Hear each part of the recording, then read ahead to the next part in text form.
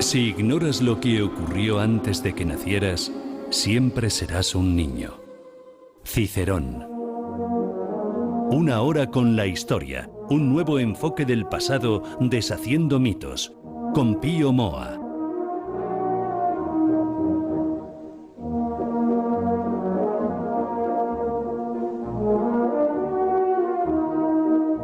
Pues una hora con la historia con don Pío Moa. Don Pío, muy buenas tardes.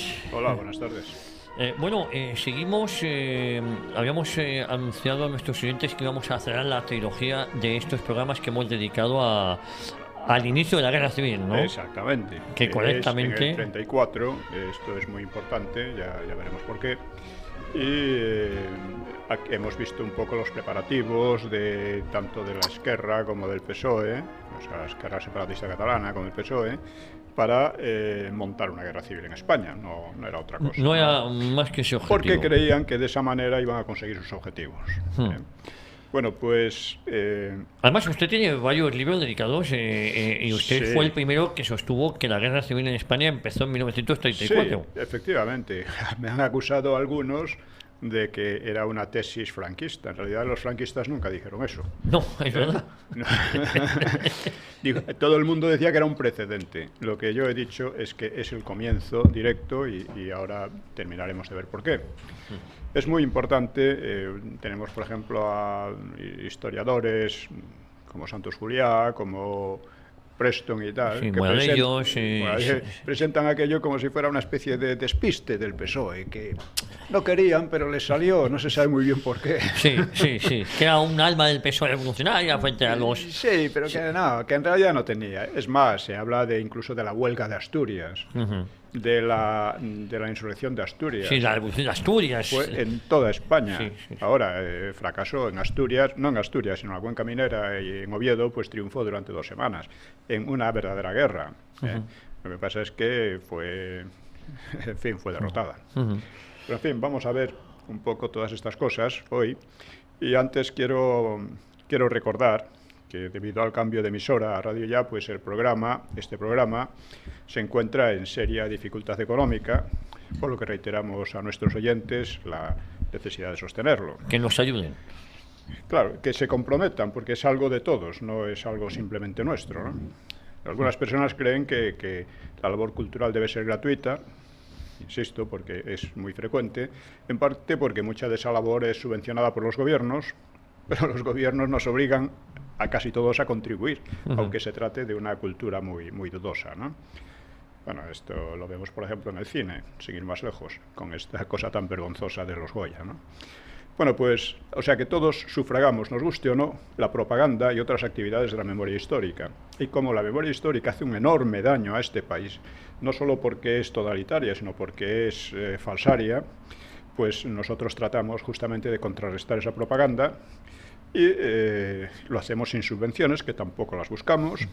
En cambio, queremos que nuestros oyentes comprendan la importancia de recuperar nuestro pasado y que se sientan comprometidos con esa labor. Y es la única manera de contrarrestar esa memoria antihistórica. Y la cuenta hay dos maneras de contribuir. Una es difundir el programa, que se conozca en las redes sociales, que se hable de ellas, que se comente, etcétera, que se enlace, ¿no? Y otra es la contribución económica directa, que la cuenta para contribuir, la digo ahora y la diremos más tarde, es de BBVA, Tiempo de Ideas, y es ES09 0182 1364 3302 0154 3346. Este mes pasado ha sido el peor. Como no les habrá dado tiempo a la mayoría de ustedes a apuntarlo, lo repetiremos al final. Luego lo repetimos, insisto, el titular es Taller de Ideas o Tiempo de Ideas. Sí. Pues, don Pío, nos metemos en materia, ¿no? Vamos a empezar con un pequeño editorial sobre la ETA. Porque se vuelve a hablar de la ETA, ahora José Barregui, que ha pertenecido al PNV, no sé si sigue, yo creo que no, pues creo que ha escrito un libro sobre el terror de la ETA. debe de estar bastante bien, aunque me temo que no aborda el aspecto principal de la ETA, ¿no? Que nadie quiere abordar. Que nadie. ¿no? Se le complica incluso con dimensiones pseudo-sociológicas y a veces casi metafísicas. Bueno, la realidad es más simple. Digamos que guerras siempre ha habido y en ellas cae gente. Pero la ETA se convirtió en un icono del antifranquismo porque eran los verdaderos antifranquistas. Los demás no pasaban de charlatanes, pintaban al franquismo con los colores más negros posible, lo pintaban como una tiranía insoportable, pero la verdad es que soportaban muy bien esa supuesta tiranía. Medraban incluso muy bien en ella, incluso en el aparato del Estado de los tiranos, ¿no? Así que todos se sentían en guerra contra el franquismo, pero unos actuaban y otros se adaptaban a esa tiranía. Bueno, pues la ETA ha sido por eso la vergüenza inconfesable del antifranquismo. Y por eso se la ha tratado con 1000 consideraciones, con negociaciones, ya casi desde el principio de la transición. Importa ver lo que significa la negociación con un grupo de este tipo. Significa romper el Estado de Derecho y los principios democráticos. ¿Por qué? Pues porque se hace del asesinato una manera de hacer política. O sea, se negocia sobre la sangre que vierten otros, ¿no?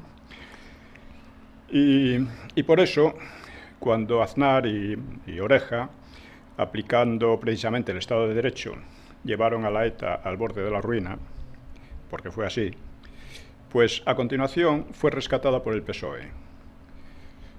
O sea, ¿por qué la rescata el PSOE? Pues la rescata porque el PSOE es muy afín a la ETA. Comparte la mayor parte de su ideología. La única diferencia es que la ETA es abiertamente separatista y el PSOE pues no considera que eso del separatismo sea una cosa muy importante, ¿no? Que la integridad de España sea muy importante, ¿no? De tal manera que el PSOE premió los asesinatos etarras, sacándola de la ruina y convirtiéndola en una potencia política, con lo cual destrozó todavía más el derecho y la libertad de todos los españoles. Bueno, este es un hecho tremendamente escandaloso. Y sin embargo, ha pasado con el apoyo de todos los partidos que se dicen democráticos. Y que ahí, pues lo que han demostrado es una corrupción intelectual y moral que, en mi opinión, no tiene vuelta atrás. Son partidos que no van a regenerarse. El antifranquismo, hay que decir que siempre vio el asesinato terrorista como algo bueno, como una forma de hacer política. Y aunque no lo practicaba, unas veces por cobardía, otras por conveniencia, por ejemplo el caso del Partido Comunista, después de su fracaso en el maquis, pues decidió que era mejor otras tácticas. Pero a pesar de todo lo encontraba justificable y aprovechable. ¿Por qué? Pues porque iba contra el franquismo, que era el gran enemigo.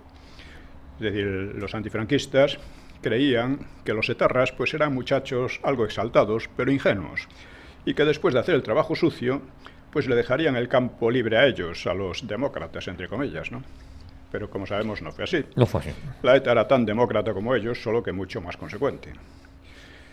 No hay que olvidar tampoco que la ETA es separatista y que los demás partidos de ese tipo, también en Cataluña, han estado siempre recogiendo sus nueces, como decía Arzallus.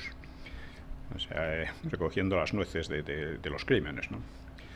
Y hoy no solo los separatistas mandan en Vascongadas y Cataluña, y están camino de mandar en Galicia, sino que mandan con el apoyo y financiación de los gobiernos del PP y del PSOE, dos gobiernos que han prácticamente vaciado de Estado a esas regiones, dando más y más concesiones, más y más financiación, más y más facilidades a los separatismos y marginando todas las resistencias que pudiera haber en esas regiones contra estas barbaridades.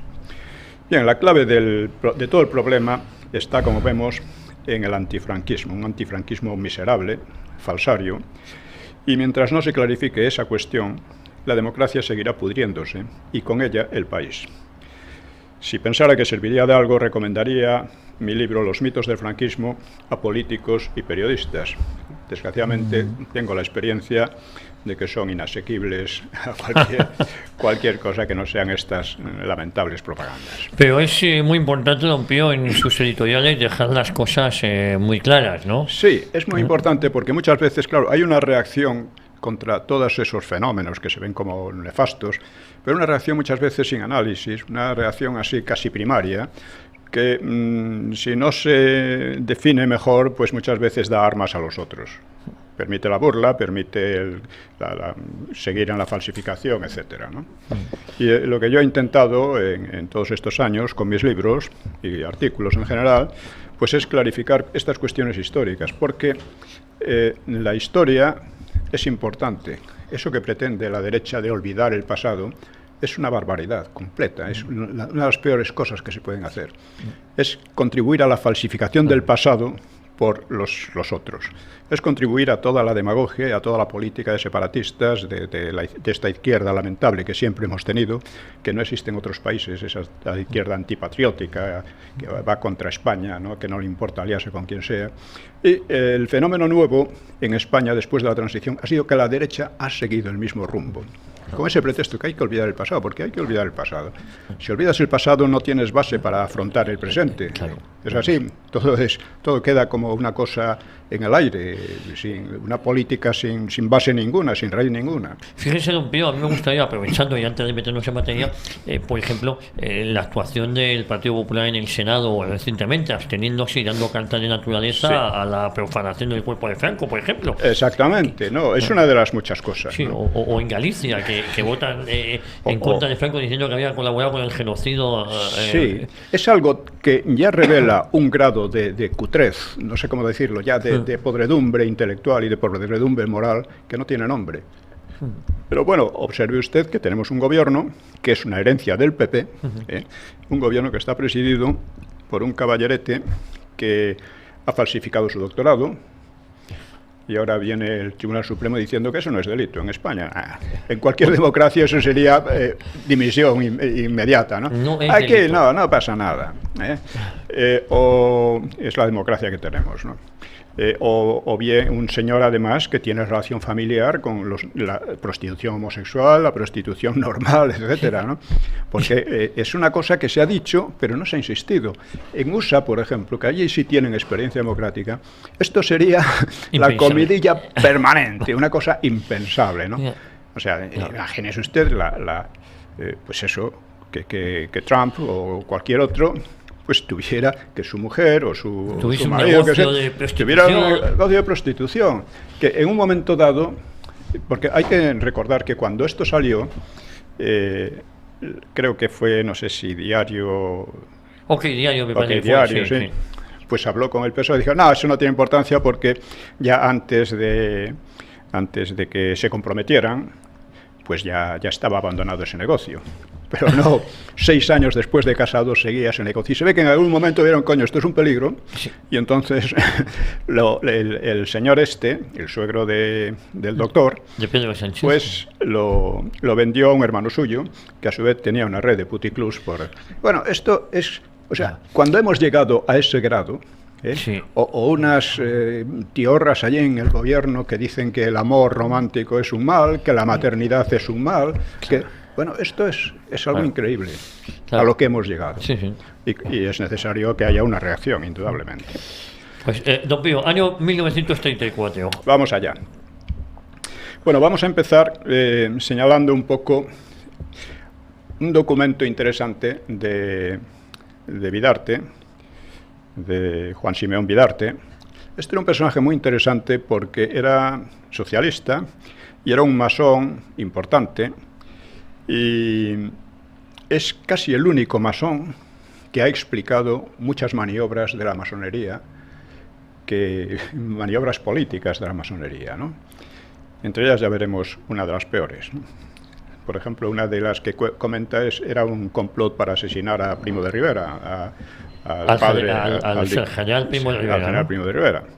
Bueno, pues este cuenta un poco el momento mismo en que se decidió lanzarse a la insurrección, a la guerra civil, ¿no?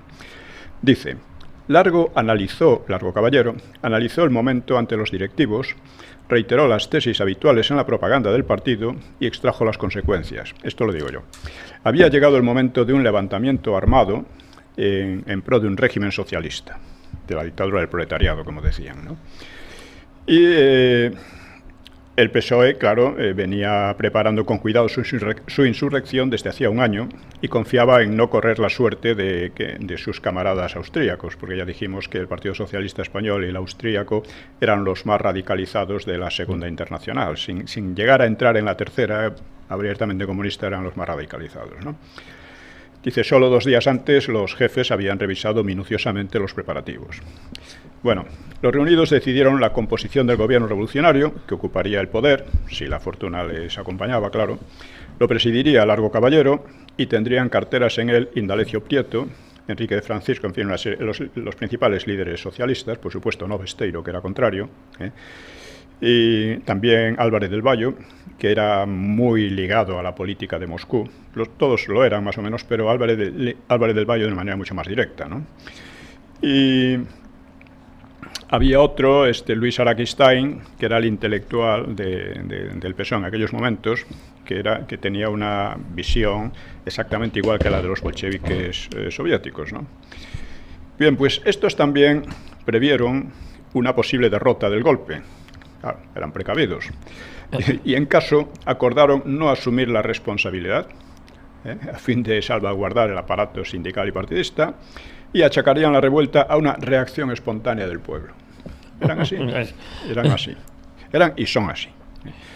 Bueno, tomados los acuerdos, el secretario del PSOE de Francisco, dice Vidarte, dio instrucciones a algunos diputados que saldrían aquella misma noche, etc.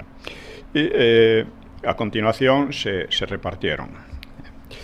O sea, se repartieron, cada uno fue a donde tenía que ir. Sí. Para entonces tenían ya una fuerza armada considerable, ¿no? Contaban con unos 20.000, las juventudes tenían unos 20.000 miembros, con instrucción paramilitar, muchos de ellos, vamos, era sistemática, ¿no? Y, claro, la reunión esta final se dio en una gran tensión, como dice Vidarte. Dice, Largo Caballero estaba pálido, pero su voz era firme y segura. La cara de Fernando de los Ríos denotaba honda preocupación. Prieto, contra su costumbre, no había despegado los labios, todo el tiempo había permanecido como abstraído, con el pensamiento muy lejos. Los compañeros mostraban asombro o perplejidad, pero todos fueron manifestando su aquiescencia. Aquellos hombres no supieron o no quisieron hacer objeciones. Miraban a Prieto y a de los Ríos, esperando que dijesen algo, pero Prieto, con sus dedos gruesos y cortos sobre su abultado abdomen, miraba al techo, en actitud del prior de un convento que esperase de los cielos un milagro. Dice, había en la sala una emoción estrujante. Dice Vidarte, levanté también los ojos al techo, fíjese bien en lo que dice, para liberarlos de la impresión de contemplar los rostros de mis compañeros. Y Vidarte dice que creyó ver en el techo grabadas a fuego las palabras atribuidas a Rosa Luxemburgo, más vale morir de pie que vivir de rodillas. Lo decía también la pasionaria. Sí, quería que murieran de pie otros, claro. Ay, pero ella no. Siempre pasa lo mismo. Siempre anoto los que caían de pie. Bueno, una parte de los preparativos consistía en que una serie de gente de las juventudes comunistas se disfrazaran de guardias civiles y tomaran la Dirección General de Seguridad y tomaran la emisora de la Guardia Civil y desde allí detendrían, en primer lugar, al gobierno y sería lo que llamaban un putsch a lo Dollfuss. Putsch, o sea, un golpe a lo Dollfuss, o sea, un golpe como el que hicieron los nazis para asesinar a Dollfuss, que era el canciller austríaco. Bueno, ya digo, esto se inspiraba en aquel suceso, pero fracasó por una cuestión de estas, que es una cosa que a veces están bien organizadas, sin embargo fracasan por un error. Cuando estaban preparándose los uniformes, pues alguien, un vecino de por allí, pues vio cosas raras, llamó a la policía fue allí y les desbarató el intento. Con lo cual esto ya empezó muy mal para ellos, pero pudo haber triunfado perfectamente. Sí. Y en cambio, donde la cosa fue muy bien fue en la cuenca minera asturiana. Digamos que en Madrid, desde luego, hubo tiroteos, hubo asaltos, intentos de asalto a cuarteles, etcétera, pero que fracasaron.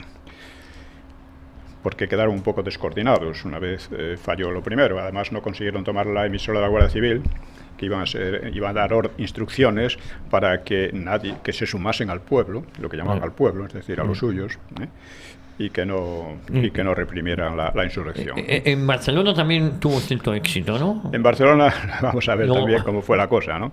En Asturias sí prendió, también en León y en algunas otras provincias hubo disturbios muy graves, ¿no? En Asturias, pues, prendió, no en Asturias propiamente, sino en la cuenca minera. La cuenca minera fue tomada por mineros radicalizados, prácticamente comunistas. También había anarquistas, porque allí participaron todos. Y estos ocuparon la cuenca minera, destruyeron los cuarteles de la Guardia Civil, o los ocuparon, asesinaron a muchos, y se fueron sobre Oviedo. Y en Oviedo llegaron a crear una situación verdaderamente catastrófica, ¿no? Bueno, vamos a ver cómo fue la cosa en Cataluña. En Cataluña estaban por una parte los separatistas, por otra los comunistas, sobre todo el POUM y semejantes, y por otra parte la CNT, o sea, los anarquistas. Los anarquistas eran los más, vamos a decir, los más aguerridos y los más numerosos, pero entre ellos y los separatistas había habido, vamos a decir, roces, mucho más que roces, asesinatos, torturas y crímenes. O sea, Dencás y Badía, del que hablamos en otra ocasión, pues se habían dedicado a reprimir a los anarquistas porque no los veían como una organización claramente separatista o catalana. Muchos de los anarquistas eran de origen de otras regiones, pero otros muchos eran catalanes, ¿no? Pero los veían así que no les gustaban. Y además, aparte que los anarquistas... Bueno, vamos a decir una cosa que es importante. Cuando llega la República, los separatistas tratan de conseguir el apoyo de los anarquistas y lo consiguen además. ¿Y cómo lo hicieron? Pues permitiendo a la CNT liquidar, a veces por medio del asesinato y a veces forzando al despido, a todos aquellos obreros que no seguían sus consignas. De hecho, muchas familias las redujeron al hambre y tal. Pero después los anarquistas eran, por así decir, inmanejables y los problemas siguieron creciendo. Aunque siguió habiendo también conexiones, sobre todo de compañeros con sus antiguos amigos terroristas, ¿no? de la CNT. Bueno, estaba también, ya digo, los comunistas, que fueron los primeros en tomar la iniciativa. Empezaron rápidamente a quemar iglesias, a asesinar curas y similares, ¿no? Era lo que mejor se les daba. Bien, pues ellos precisamente hacía que los compañeros y otros estuvieran tuvieran cierto temor de que las cosas se les fueran de las manos. Sin dar dudas. Sí. Por ejemplo,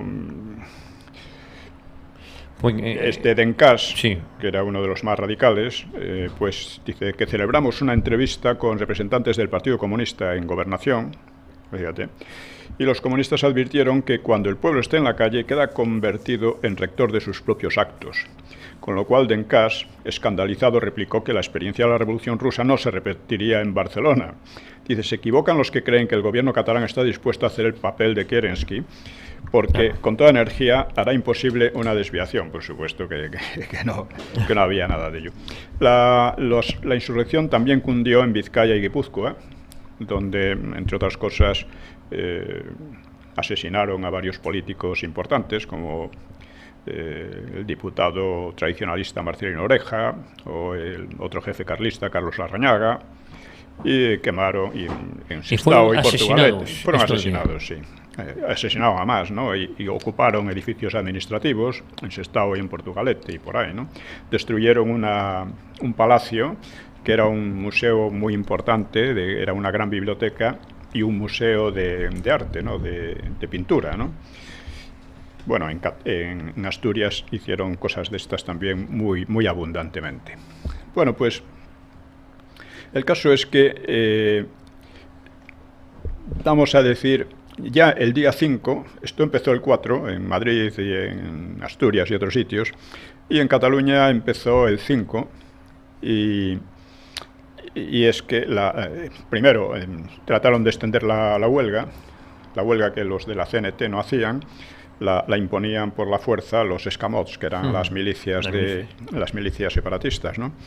Y estos piquetes y otros del Partido Comunista pues paraban, pistola en mano, los transportes y las fábricas, difundían noticias de que estaban siendo levantadas las vías del tren para separar Cataluña de España, decían. Las propias fuerzas de orden público colaboraban para imponer la huelga. Aquí tenemos a los Mossos de Escuadra, no a todos ni mucho menos, pero a una gran mayoría. Pero bueno, sus mandos. Los mandos y tal, pues colaborando con el golpismo, ¿no? Y no les pasa nada. Aquí el gobierno les apoya en realidad, ¿no?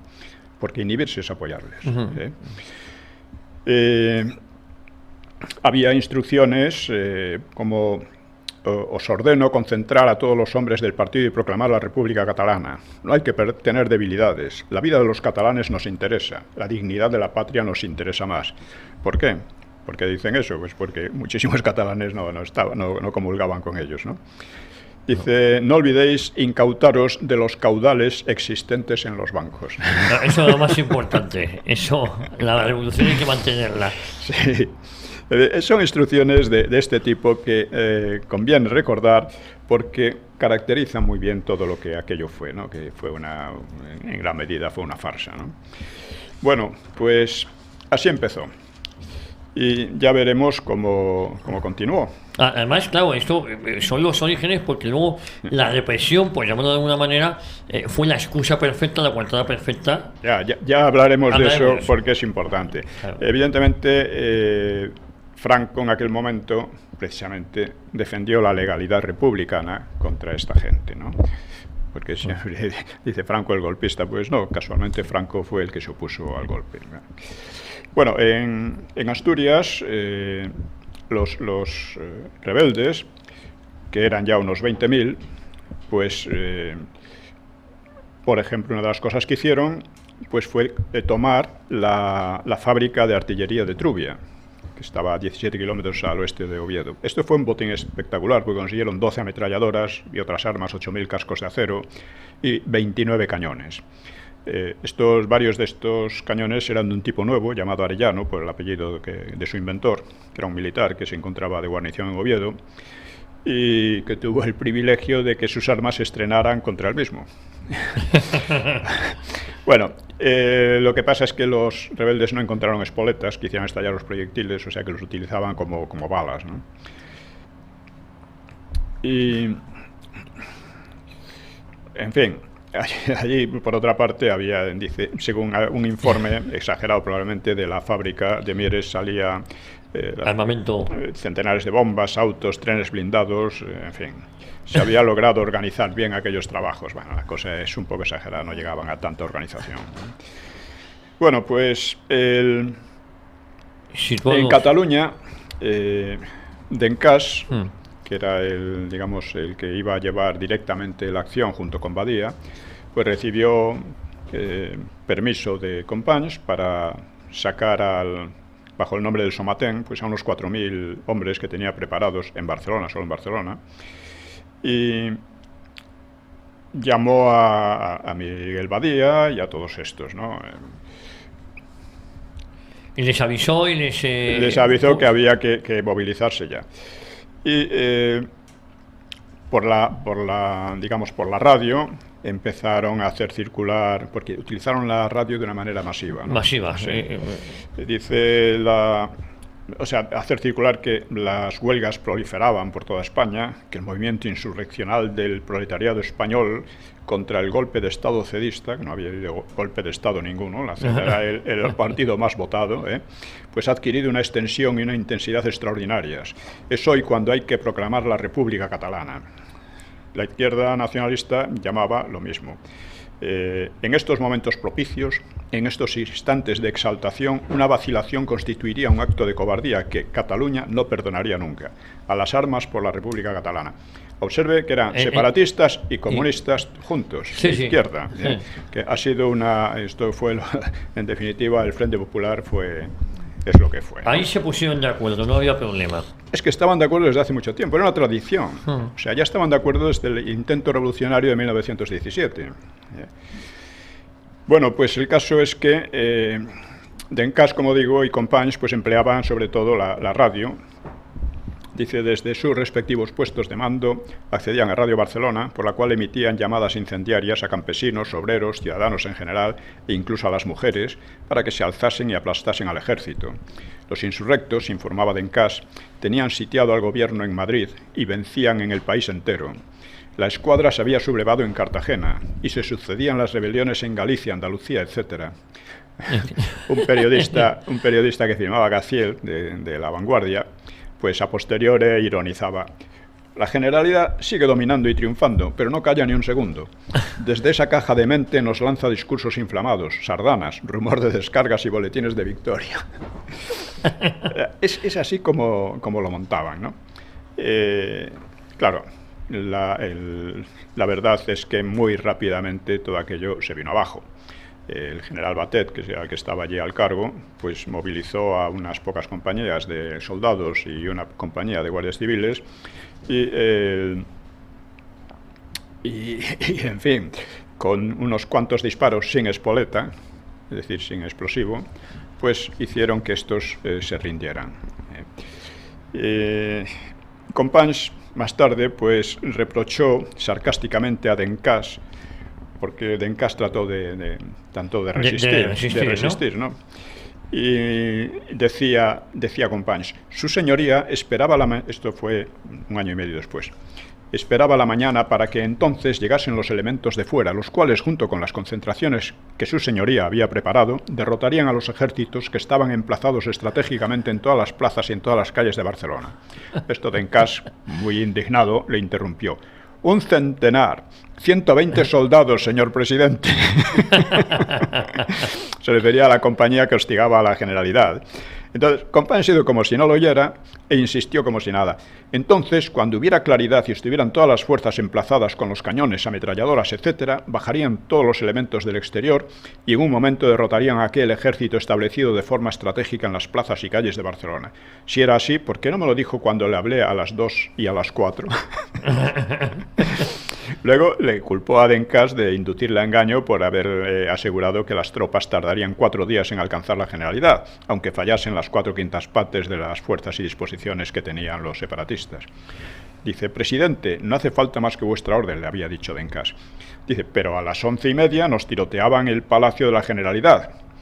Lo que, claro, eso decía Companys, y Dencas rebatió. Dijo usted que los 4 días que yo decía que tardaría en llegar el ejército era el argumento en virtud del cual el Consejo se pronunció por ir a la acción revolucionaria. Lo dije y lo mantengo. No lo decía yo, lo decía el Comité de Técnicos, una serie de señores preparados en estas materias que nos habían dicho que en la Plaza de la República y el Palacio de la Generalidad y en el Palacio del Ayuntamiento, enclavados en el medio de una serie de callejas, 100 hombres armados y resueltos harían imposible que una columna se acercara. Esta emplearía 4 días por lo menos, etcétera, etcétera, ¿no?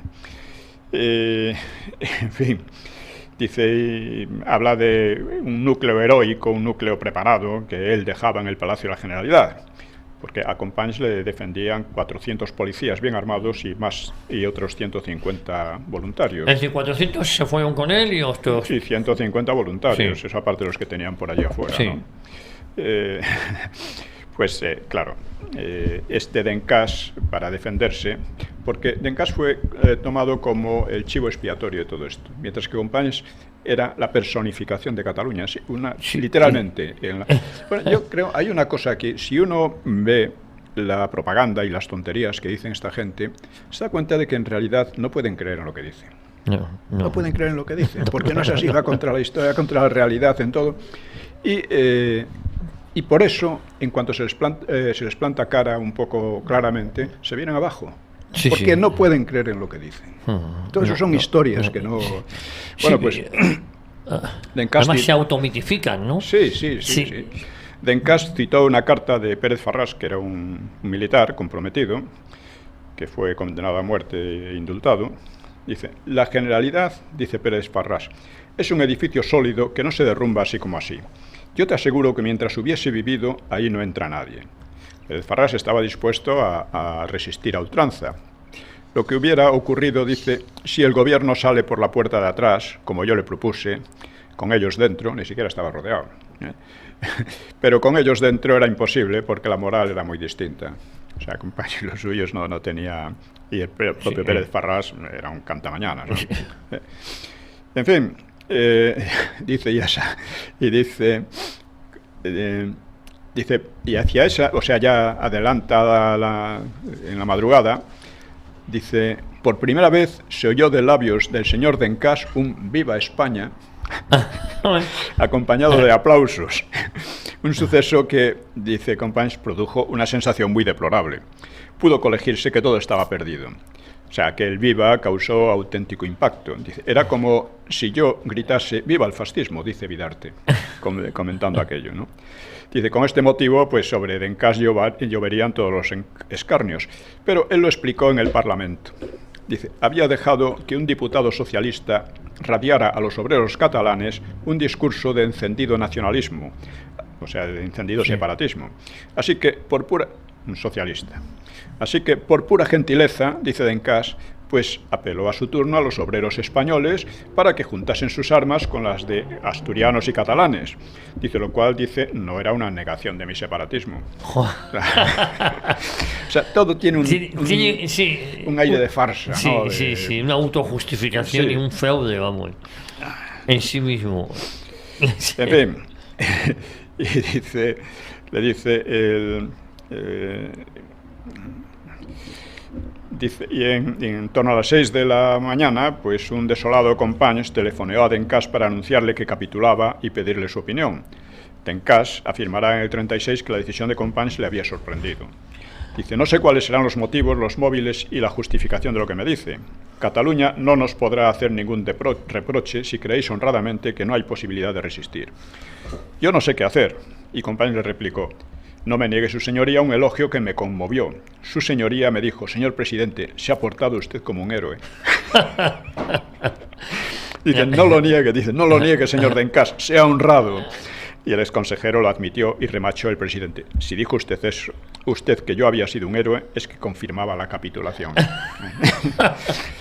En fin, eso después de 3 cañonazos sin explosión, ¿no? Que simplemente impactaron en la fachada y no hicieron casi nada, ¿no? De todas formas, el heroísmo brillaba por su ausencia, ¿no? Sí, bueno, otro que había intentado por lo menos resistir un poco, pues era Badía, no solo Dencás, sino también Badía, que también lo convirtieron en cabeza de turco por aquella noche, ¿no? Y entonces, sobre ellos, después de todo esto, pues se cebaban las burlas y las maldiciones, mientras Companys salía glorificado como héroe nacional en la propaganda, ¿no?, de separatista, ¿no? Y para defenderse a sí mismo, a Dencás, y la memoria del asesinado Badía, ya había sido asesinado precisamente por gente relacionada con Companys, pues Dencás leyó ante los diputados una carta de Badía en la que Badía ironizaba. No cuenta nada el que aquella noche aciaga algunos nos jugáramos la vida. Nuestra obligación, sobre todo la mía, era capitular enseguida, sin luchar como lo hicimos. Dice que lucharon un poquitín, casi nada, ¿no? Y tenía la obligación de estarme escondido en un despacho y sacar la bandera blanca en cuanto hubiera oído un par de cañonazos. Di mal ejemplo al ser el único que con un grupo de voluntarios salió a la calle. Y ahora lo he de pagar. Reconozco que merezco solo desprecios e insultos, mientras que el apoyo material y moral lo tienen bien ganado aquellos valientes que permanecieron bien escondidos para rendirse a cambio de que les perdonasen la vida. Sí, hace muy bien la gente en ayudar y plañir por esos pobretes. Eso dice Dencás. La lectura de esta carta fue interrumpida por una furiosa protesta de los parlamentarios pro Companys, claro. En fin, así fue es que tal y como podemos ver, el heroísmo al final acaba siendo todo como un cómico, ¿no? Si no fuera por lo trágica de la situación, podría ser considerado de cómico. Es que es cómico.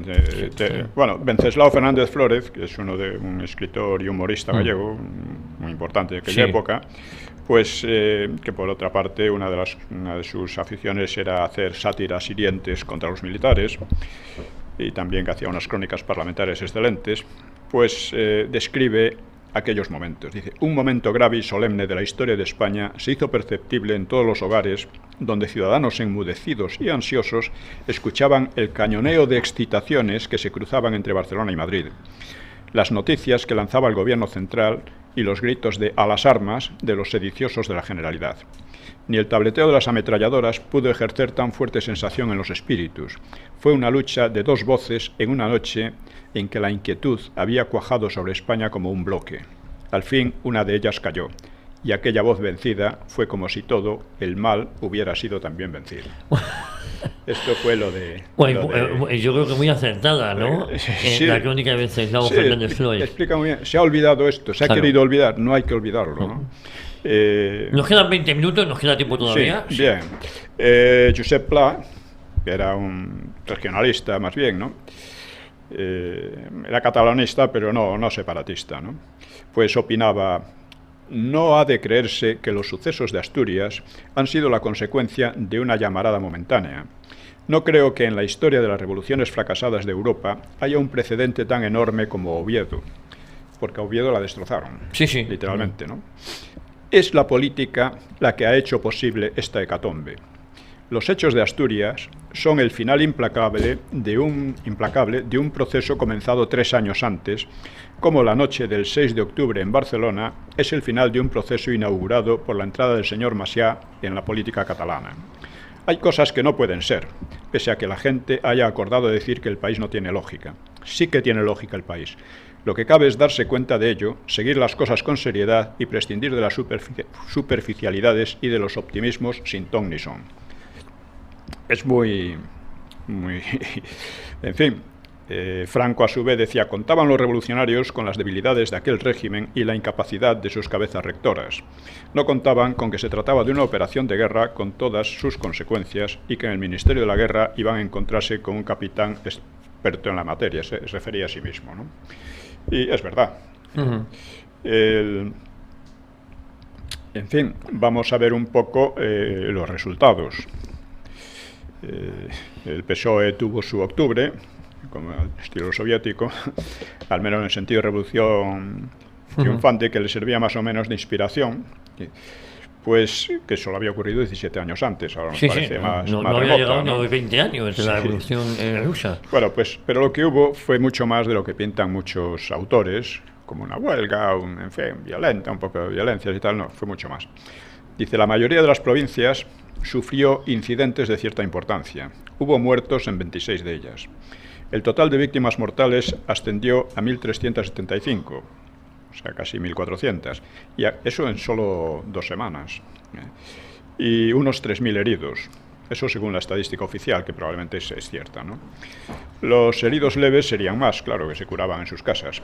Asturias contó 855 muertos, 677 de ellos en Oviedo, y la mayor parte del resto en otros lugares, Campomanes, Vega del Rey, etc., ¿no?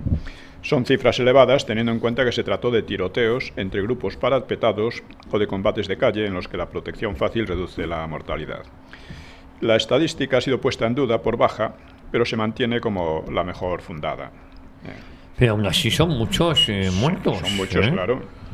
Otros hablan de 2.000. Por ejemplo, un historiador francés, Pierre Bourdieu, habla de 3.000 trabajadores muertos, dice trabajadores, etcétera, ¿no? Y son las cifras que siempre se dan, ¿no? Aquí en la Guerra Civil se hablaba de 1 millón de muertos. En realidad fueron un poco más de la cuarta parte, ¿no? No llegaba a la tercera parte, ¿no? Claro, las consecuencias para el PSOE tampoco es que fueran muchos, digo, después del fracaso. No, claro, esto fue lo grave. Esto fue lo grave. O sea, después de Asturias, pues Cataluña, pues también tuvo pues un número de muertos, 107.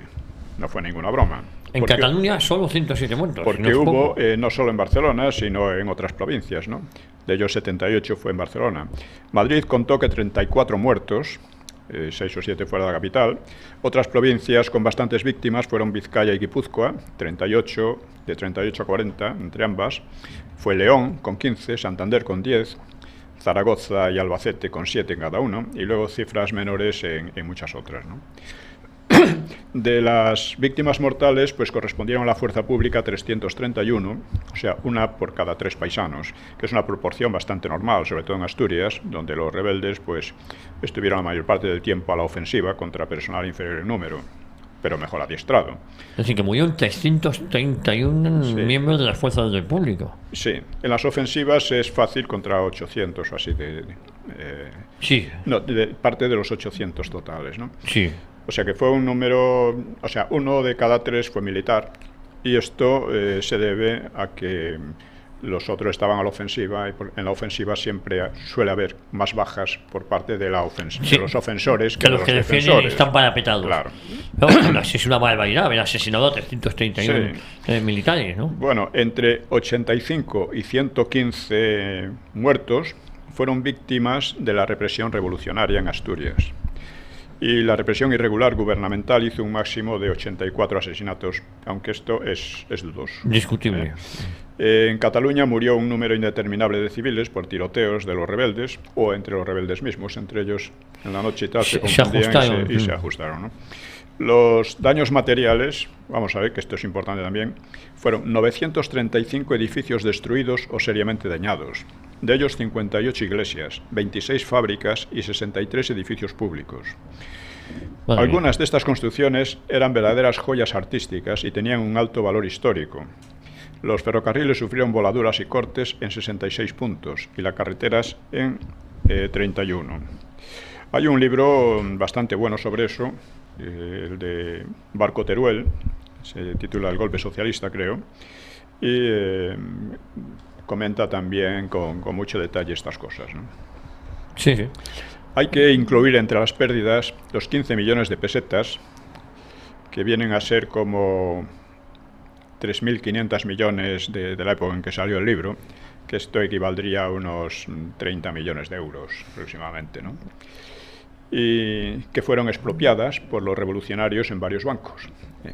De ellos, la Guardia Civil recobró 4,5 millones y, de acuerdo con informes recogidos por Taibo, un historiador que es, bueno, cuenta más que cuentos, pero bueno, casi todo el resto, menos 1.200.000 millones desaparecidos, sirvió para la fuga de los líderes y para financiar la prensa socialista en los meses siguientes. Claro, eso es importante también. Es increíble, o sea, como si no hubiera pasado nada. Y sirvió también para la campaña electoral del PSOE en febrero de 1936. El dinero robado se utilizó en la campaña electoral del 36. Parte de él, sí.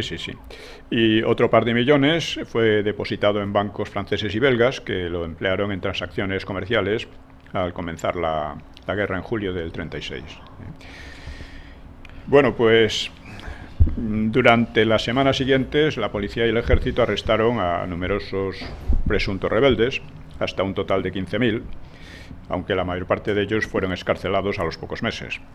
Luego, esto es importante porque la represión del alzamiento se convirtió para el gobierno en una verdadera trampa que no supo hacer frente a la enorme campaña de mentiras, ¿no? Y de exageraciones interna y externa en todo el mundo, que fue una cosa tremenda, ¿no? Y que, en fin, ¿qué consiguió esa campaña? Pues consiguió esa campaña crear un ambiente de odio espeluznante. Bueno,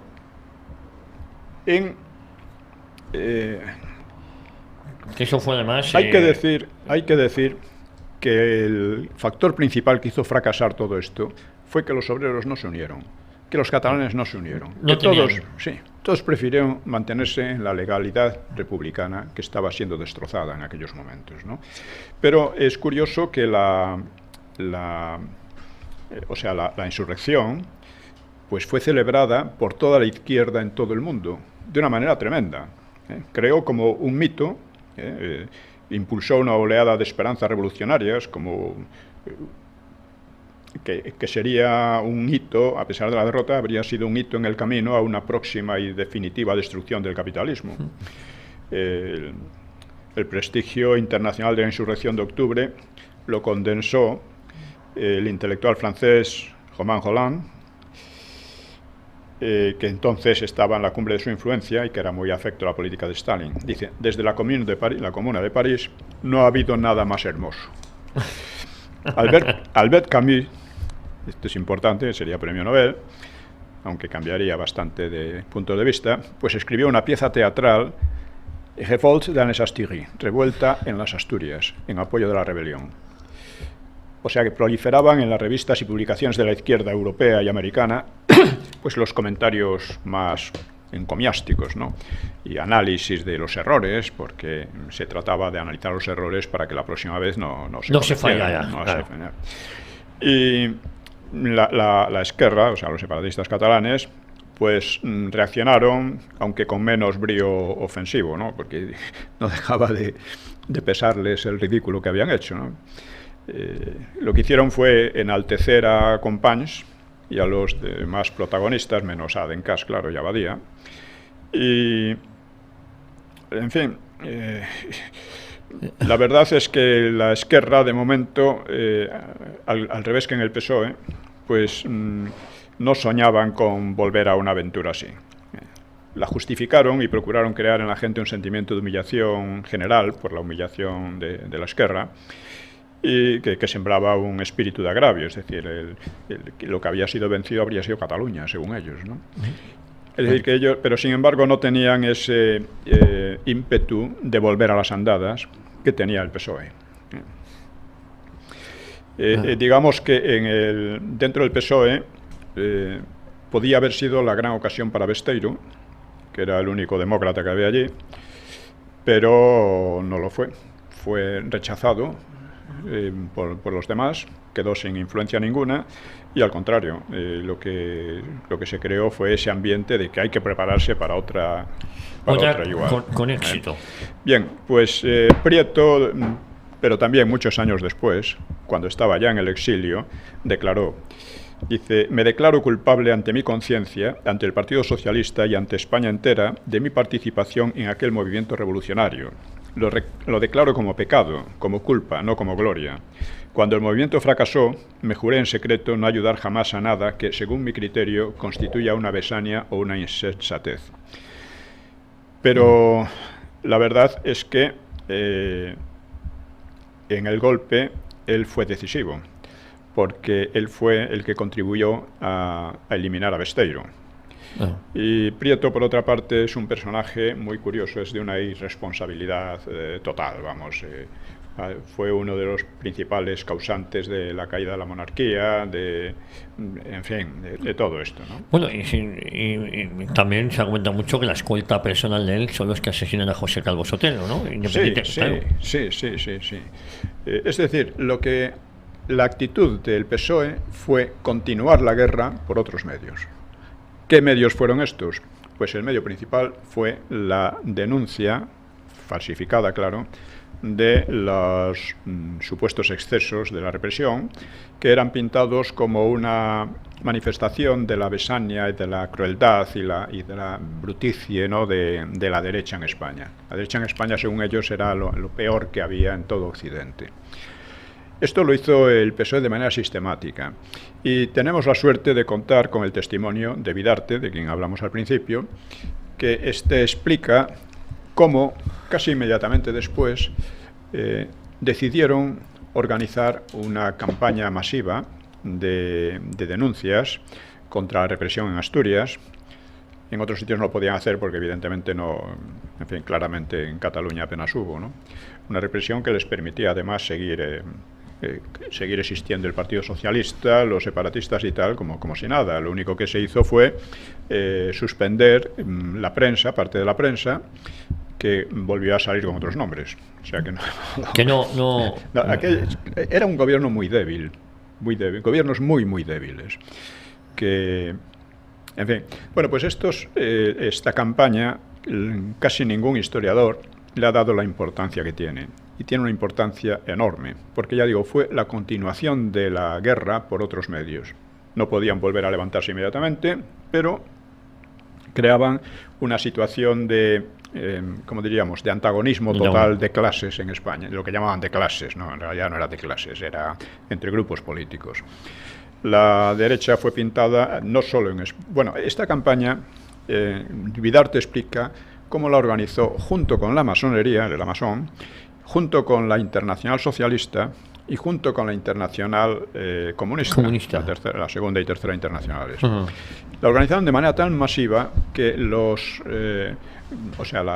denuncias, los ataques, los carteles, las informaciones falsas y tal, pues desde San Francisco hasta, yo qué sé, hasta las Filipinas, por así decir, ¿no? Por supuesto, en Europa fue una cosa tremenda. Tremenda, ¿no? Y es importante también tener en cuenta que no era la primera de estas campañas, sino que esta gente siempre fue experta en este tipo de historias. Por ejemplo, cuando la ejecución de Ferrer, después de la Semana Trágica en Barcelona, pues se montó una campaña parecida en toda Europa, defendiendo a Ferrer Guardia como un gran pedagogo, el nuevo Galileo, no sé, unas cosas verdaderamente extrañas. Una campaña que fue organizada sobre todo por la masonería. Este era masón republicano muy próximo al anarquismo, que predicaba abiertamente el asesinato en masa. Pues que lo decía así, con esas palabras. Sí. Y este señor, el nuevo Galileo, que había montado una escuela, decían que era una escuela pedagógica, innovadora y tal, él mismo decía que se trataba de preparar a gente que luchara con todas las armas posibles contra la estabilidad del país. Nos quedan 2 minutos, mío. Bueno, quiero señalar que en mis libros le he dado la importancia que tenía a esta campaña. Cosa que no aparece en casi ningún otro libro, sino que queda como una cosa, dice, qué barbaridad, cómo mentían. Otros la apoyaban abiertamente, o sea, desde Gerald Brennan, muchos escritores españoles y extranjeros, no solo por ejemplo, Jackson y otros, no solo la daban por buena, sin ponerse a analizar realmente en concreto y documentadamente lo que fue, sino que además inventaban otras historias. Por ejemplo, decían, bueno, cuando los guardias civiles y llevaban a un grupo de detenidos en Asturias y de repente oían un grito por ahí que les parecía sospechoso, los liquidaban sin más. Oye, ¿de dónde saca usted eso? ¿De dónde saca usted? Se lo inventa. Y esto es muy parecido, precisamente, es una tradición ya estas campañas a las que vienen haciendo la memoria histórica sobre el franquismo. Son embustes y exageraciones sin tasa, pero tienen la experiencia histórica de que les han servido de mucho. Les han servido para justificar sus propios crímenes y para mantener ese espíritu de guerra civil, en definitiva. La revolución del 34 fracasó por falta de apoyo, porque no había en la sociedad española ese ambiente de odios tan exacerbado. Pero después de esta campaña, ese ambiente de odios sí lo hubo. Y eso se manifestó en el 36, que inmediatamente empezaron los asesinatos, pero de una manera brutal.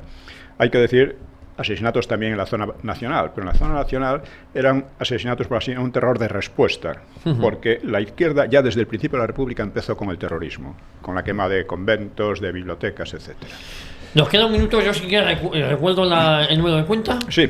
La cuenta para poder apoyar a este programa, titulares Taller de Ideas, del BBVA, ES 090182 1364 3302 0154 3346. Pues toda aportación se la agradecemos. La voy a repetir: ES 090182 1364 3302 0154 3346.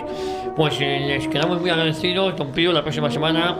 Por supuesto, quedamos agradecidos y además deseamos que colaboremos todos, porque es de todos este programa. Pues les esperamos aquí en Radio Ya en una hora con la historia con don Pío Moa, aquí la próxima semana en Radio Ya. Muchísimas gracias.